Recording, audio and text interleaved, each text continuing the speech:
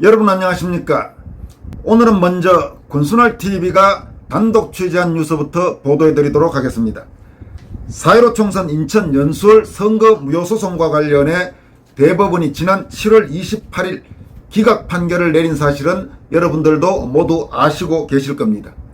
이 판결과 관련해 전국 6,200여 명의 전현직 대학 교수가 회원으로 참여한 정교모 정의로운 사회를 위한 전국 교수 모임과 자유우파 성향 변호사들이 조만간 결성할 자유변협, 즉 자유변호사협회 준비위원회, 그리고 4.15 총선 이후 선거부정 의혹 진상규명 활동을 꾸준히 벌여온 국투본 4.15 부정선거 국민투쟁본부가 이번 판결의 문제점을 비판하는 기자회견을 공동으로 개최하기로 했습니다. 관련 인사들에 대한 취재 결과 정교모와 자유변협 준비위, 국투본은 9월 13일 또는 15일에 서울 프레스센터에서 연수월 선거소송 판결의 문제점을 조목조목 비판하고 향후 대응 방향을 밝히는 기자회견을 합동으로 개최하기로 합의했습니다. 기자회견 날짜가 9월 13일이 될지 15일이 될지는 조만간 확정될 것으로 알려졌습니다. 교수단체인 정교모는 4.15 총선 이후 선거관리의 문제점을 지적하는 여러 활동을 해왔는데 연수월 선거소송 판결 이후 정교모 차원에서 구체적인 입장을 내놓는다든지 구체적인 행동에 나서는 것은 이번이 처음입니다. 또 이번 합동기자회견에는 황교안 전 총리가 주도하는 부방대 부정선거 방지대도 참여할 가능성을 배제할 수가 없습니다. 현재로 부방대의 참여는 아직 확정되지는 않았습니다만은 앞으로 참여할 가능성이 적지 않은 상태라고 합니다. 만약에 부방대까지 참석하게 되면 정교모, 자유변협 준비위, 국투본, 부방대 이렇게 상당히 확대가 되는 그런 모습이 될 것입니다. 이번 기자회견에서는 먼저 자유변협 준비위의 도태우 변호사가 연수월 판결문을 비판하는 내용을 발표할 것으로 보입니다. 또 정교모 공동대표인 조성원 경기대 교수가 대법관들에게 보내는 항의성 시민고발인 공개장을 발표합니다. 그리고 4.15 국투본 대표이자 이번 연수월 선거소송의 원고였던 민경욱 의원이 이번 판결을 규탄하는 발언을 하고 자유변협 준비위의 박주현 변호사가 이번 연수월 선거소송 판결문에 가담했던 대법관들, 그러니까 조재현, 천대엽, 이동원 대법관을 고발하는 내용의 고발장을 발표할 것으로 알려졌습니다. 이번 합동 기자회견에는 지금까지 말씀드린 도태우 변호사, 조성환 교수, 민경욱 전 의원, 박주현 변호사 등은 당연히 참석할 것이고 정교모에서 조성환 교수 외에 다른 공동대표라든지 적극적으로 정교모 활동을 벌이는 전현직 교수들이 일부 참석할 것으로 예상됩니다. 그리고 자유변협 준비위에 참여하고 있는 권호용, 윤용진 변호사 역시 이번 기자회견에 함께 참여할 가능성이 높습니다. 이번 기자회견과 관련해 도태우 변호사는 연수월 선거소송 판결은 생활에서 법을 보는 것이 아니라 자신들이 설정한 법으로 실제의 삶을 난도질한 것이라고 규정했습니다. 도 변호사는 초등학교 반장 선거, 동호회 회장 선거에서도 투표함을 재검증했을 때 저런 투표지들이 쏟아져 나왔다면 심각하게 선거 과정 전체를 재점검하고 선거를 다시 해야 한다고 판단했을 것이라면서 벌거벗은 임금님과 같은 사태가 언제까지 지속될 수 있다고 볼 것인가 이렇게 규탄했습니다. 판결에 대한 법적 문제점은 아마 앞으로 조목조목 작성해서 기자회견 당일 발표될 것으로 보입니다. 자유변협 준비위나 국투본처럼 연수월 판결 이후 이미 이 문제에 대해 분명한 입장을 표명해온 단체 외에도 교수들 단체인 정교모, 더구나 참여회원이 6,200여 명이나 되는 대단히 거대한 지식인 집단입니다. 정교모도 연수월 판결의 문제점을 신랄하게 그리고 통렬하게 비판하는 저항에 동참함으로써 이번 연수월 판결은 끝이 아니라 또 다른 시작일 수도 있다는 그런 분석도 나오고 있습니다. 다음으로 살펴볼 소식은 그 기자회견과 관련해서도 적극적으로 또 주도적으로 참여하고 있는 인사 중에 한 명인 도태우 변호사가 최근 이 이준석 사태 그리고 서울지법 남부지법의 황당한 가처분 신청 결정 이런 문제들에 대해서 내놓은 입장들을 한번 살펴보도록 하겠습니다. 도태우 변호사는 먼저 하태경 이준석 라인의 법치와 민주주의 운운하는 발언과 관련해 하태경과 이준석 등은 먼저 자신들의 행위부터 살펴보라고 촉구했습니다. 도 변호사는 하태경 의원이 기존 체제로의 복귀를 주장하며 법치와 민주주의를 거론했다.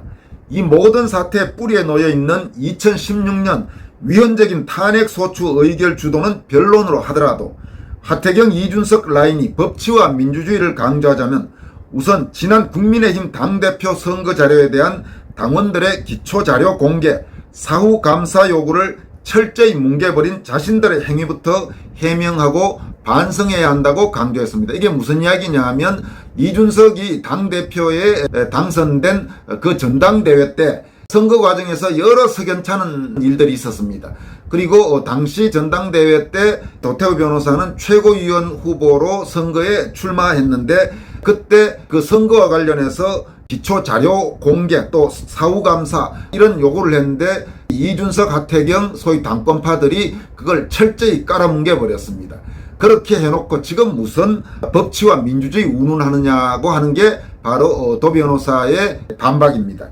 도 변호사는 이어서 떳떳이 당선된 대표라면 선거 자료에 대한 공개와 사후 감사 요구에 왜 그렇게 경기를 일으키는가 라면서 선거 자료 공개와 사후 감사에도 자신 없으면서 어떻게 확고부동한 당대표 자격을 전제로 이 모든 분란을 정당화하는가라고 비판했습니다. 그는 또 법치와 민주주의는 하태경, 이준석이 자신들의 지난 행위에 우선적인 잣대가 되돌려져야 한다면서 선택적인 법치와 민주주의 주장은 현 민주당의 DNA와 판박이로 닮아있다라고 비판했습니다. 도태우 변호사는 또 이번 가처분 결정과 관련해 현재 한국 법원, 한국사법부의 문제점들도 지적했습니다.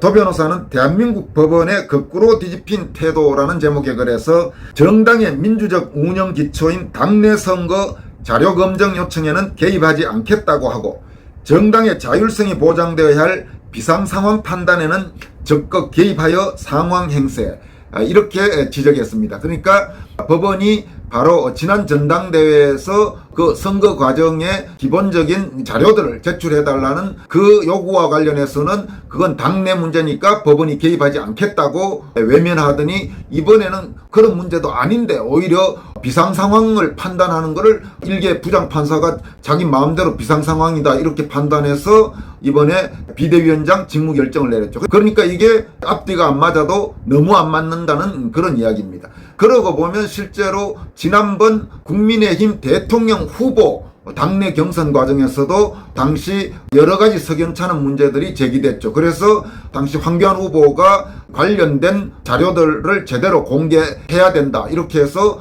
법원에다가 가처분 신청을 냈는데 그때는 또 바로 이 서울 남부지법입니다. 서울 남부지법이 그 당내 문제고 하니까 우리가 개입할 일이 아니야 해서 당시 황교안 대표가 제기했던 가처분 신청을 기각해버린 그런 곳이 바로 서울 남부지법인데 이번에는 황당한 결정을 했죠.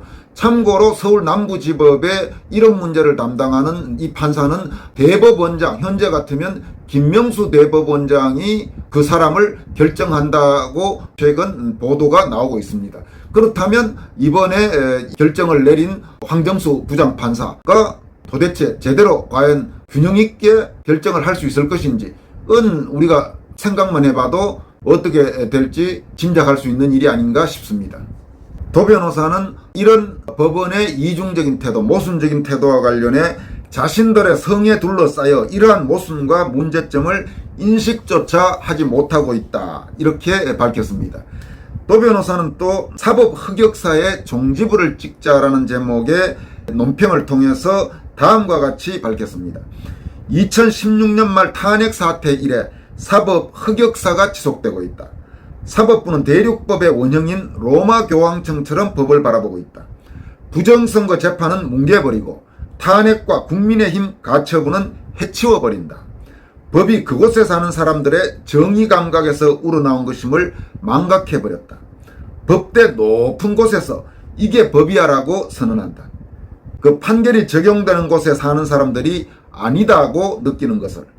대한민국 법치는 패러다임 대전환을 겪고 있다고 본다. 정치 배제 법치를 말하면서 실은 법으로 정치를 해왔다. 법과 정치를 동시에 발전시키는 보통법적 법치의 길로 나아가야 한다. 그러니까 현재 한국 법원, 한국 사법부에 팽배한 아주 좌편향적인 그 판사들, 또 법원 공무원들 중에도 그런 사람들이 많죠. 이런 문제를 해결하지 않고는 지금 현재 한국 사법부가 받고 있는 저 불신, 그런 문제를 불식하기가 쉽지 않은 게 현실인 것 같습니다. 대한민국 법원의 좌편향성과 관련해서는 도 변호사가 이런 비교도 했습니다. 전두환 회고록은 판매 금지 인용하면서 김일성 회고록 판매 금지 신청은 기각하는 김명수 대법원. 그러니까 전두환 전 대통령 회고록에 대해서 일부에서 문제를 제기해서 법원에다가 판매 금지 신청을 하니까 대한민국 법원은 전직 대한민국 대통령의 회고록은 판매 금지 시켜버렸습니다. 그런데 6.25 남침전쟁의 바로 최고 책임자이자 한반도에 엄청난 악영향을 미친 김일성 회고록이 한국에서 판매되자 이에 대해서 판매금지 신청을 했는데, 그런 판매금지 신청은 기각하면서 김일성 회고록은 시중에서 팔아도 된다고 그런 결정을 내린 게 대한민국의 법원입니다.